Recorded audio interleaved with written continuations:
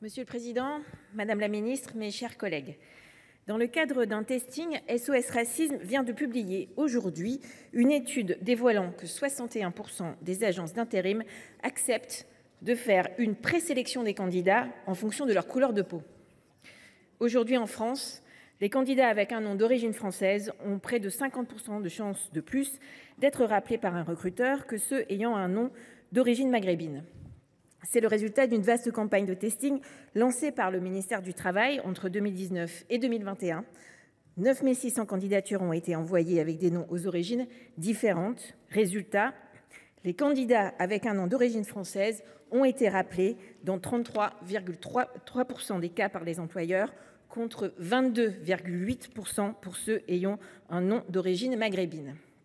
En 2022 en France, selon l'Insee, seuls 44% des personnes en situation de handicap étaient actives, contre 75% de l'ensemble de la population. Aujourd'hui en France, le fait d'avoir un nom de famille d'origine maghrébine ou d'Afrique de l'Ouest réduit fortement la probabilité d'obtenir une visite pour louer un appartement. Selon une opération de testing réalisée en 2016, sur 5000 annonces immobilières dans 50 grandes agglomérations par une équipe du CNRS, le candidat au nom à consonance française a reçu 13,9% de réponses positives pour visiter une offre de location. Avec une candidature tout à fait semblable en termes d'emploi, d'âge, de nationalité, le candidat d'origine maghrébine n'a reçu que 10,1% de réponses positives et le candidat d'Afrique subsaharienne n'a reçu que 9,4% de réponses positives. Le candidat au nom français a donc 1,5 fois plus de chances que le candidat originaire d'Afrique subsaharienne de visiter le logement. Aujourd'hui en France, les jeunes hommes perçus comme noirs ou arabes ont une probabilité 20 fois plus élevée que les autres d'être contrôlés par les forces de l'ordre, selon une étude du Défenseur des droits publiée en 2017. La défenseure des droits a indiqué avoir reçu 6 703 réclamations en matière de discrimination en 2023, contre 5 215 en 2021. Les trois principales causes de discrimination sont le handicap à 21%, l'origine à 13% et l'état de santé à 9%. Aujourd'hui, en France, nous devons nous résoudre à reconnaître une chose: de nombreux concitoyens sont confrontés à la violence des discriminations chaque jour dans leur vie quotidienne. Et cette situation n'est pas acceptable. Elle remet en cause le principe d'égalité qui est le fondement de notre pacte républicain. Elle alimente un ressentiment légitime chez de nombreux Français et met à mal notre vivre ensemble. Bien évidemment, il faudra bien plus qu'une simple proposition de loi visant à développer les tests individuels et statistiques afin de mettre fin aux discriminations structurelles qui rongent notre République. Il nous faudra un sursaut collectif, une prise de conscience et surtout une volonté de mettre fin à ces pratiques discriminatoires. Aujourd'hui, cette proposition de loi nous propose donc de confier à un service placé sous l'autorité du Premier ministre la réalisation de tests de discrimination individuels et statistiques. Ce service serait a priori la délégation interministérielle à la lutte contre le racisme, l'antisémitisme et la haine anti-LGBT, la DILCRA. Et il serait également compétent pour accompagner ou sanctionner les organismes dont les pratiques discriminatoires auraient été révélées par un test.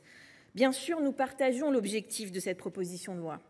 En revanche, les modalités soulèvent de nombreuses interrogations. Premièrement, l'article 1er prévoit donc de confier à la DILCRA une compétence élargie en matière de prévention et de correction des situations de discrimination avec la réalisation de tests individuels et statistiques. Cet article 1er pose deux problèmes fondamentaux. Le fait de confier ces missions à un service placé sous l'autorité du Premier ministre et donc une autorité qui n'est pas indépendante. Or, inutile de vous rappeler que les services de l'État eux-mêmes discriminent. Dans son avis, la défenseure des droits, qui salue le sens du texte, se dit néanmoins clairement défavorable à l'idée de confier de telles compétences à un service de l'État qui ne présente aucune garantie d'indépendance. Le deuxième problème posé par cet article 1er est la réalisation par ce service de tests individuels. Nous avons été alertés par de nombreuses associations qui y sont vivement opposées à la réalisation de ces tests individuels par la DILCRA. En effet, encore une fois, la défenseure des droits a une expertise ancienne et reconnue dans la réalisation de ces tests. Elle est la plus compétente pour accompagner les victimes de discrimination sur la voie judiciaire, et cela encore plus facilement si l'auteur des discriminations est une administration. Nous saluons les modifications apportées en commission à l'initiative de la rapporteure et qui vont dans le bon sens. Nous souhaitons en revanche rétablir l'objectif d'œuvrer à la correction des situations de discrimination, notamment en matière d'accès à l'emploi, au logement et aux biens et services publics et privés. Concernant l'article 2 et la création du comité des parties prenantes, l'effectif de ce comité n'était pas clairement défini et les modalités de nomination de ses membres étaient renvoyées à un décret en Conseil d'État, laissant le flou sur leur nomination et donc leur indépendance. Nous saluons également la suppression de cet article 2 en commission. L'article 3 prévoit la procédure applicable lorsqu'un test statistique révèle des pratiques discriminatoires. Madame la rapporteure, vous avez choisi de supprimer purement et simplement cet article 3. Pour nous, c'est un problème. Évidemment, il n'était pas parfait, mais que vaut un texte visant à lutter contre les discriminations dénué de toute sanction? Rien.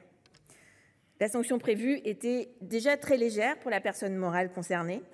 Et vous semblez considérer que les entreprises sont toutes de bonne volonté et prêtes à cesser leur discrimination via un dialogue informel. Et c'est malheureusement bien trop idéaliste et bien loin de la réalité et de la pratique.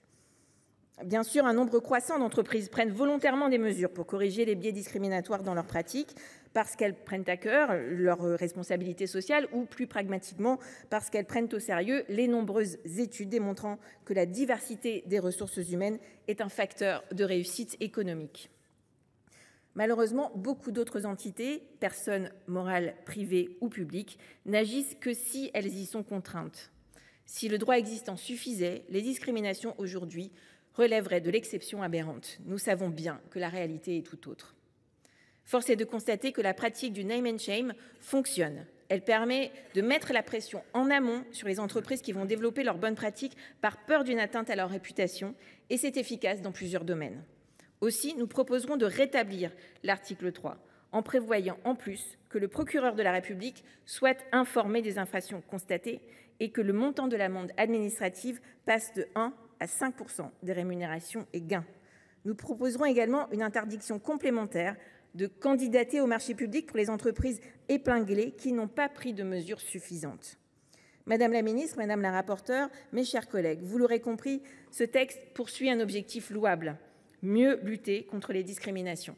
Mais ces discriminations étant structurelles dans notre pays, il faudra également mieux lutter contre les stéréotypes et les préjugés, et cela nécessite des mesures bien plus ambitieuses. Je me joins à la rapporteure pour attirer l'attention du Gouvernement sur l'importance de créer un observatoire indépendant des discriminations. De notre côté, nous ne voterons ce texte que si nos amendements visant à améliorer les dispositifs et à assurer une meilleure indépendance des acteurs chargés de lutter contre les discriminations sont adoptés. Je vous remercie. Merci.